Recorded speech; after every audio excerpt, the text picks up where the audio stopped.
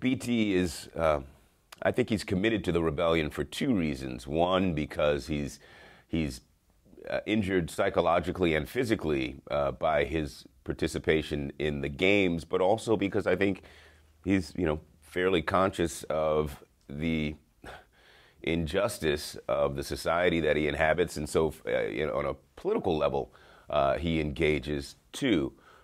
Which I think is different than Katniss, for example. Katniss is not so much a political animal. I think she's more driven by her sense of loyalty to friends, her sense of loyalty to home, and a desire to recreate that sense of security that was lost and has been lost during the first two movies, which resonates, I think, for audiences in a very personal way, which is why I believe that folks are so drawn to her and to these books and to these storylines.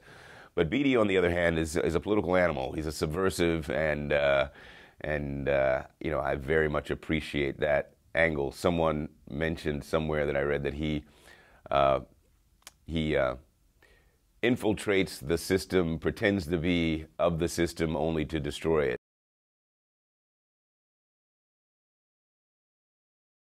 What's wonderful about the cosmology that Suzanne Collins has created is that it's fairly non-judgmental. There's some, obvious, there's a fairly obvious moral spectrum that's that folks are working within. But I don't think she really points the finger of judgment from a political angle, and so therefore.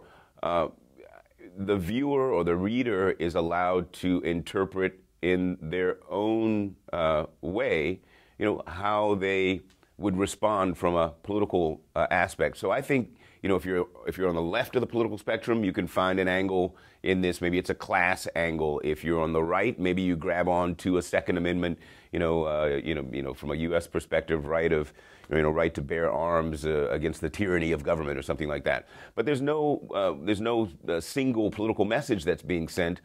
I think it's a more personal message that Suzanne is sending about the need for protection of love and protection of the home and security and loyalty and all of these things that are much more resonant on a universal level are the messages that come forward. Those things that violate, the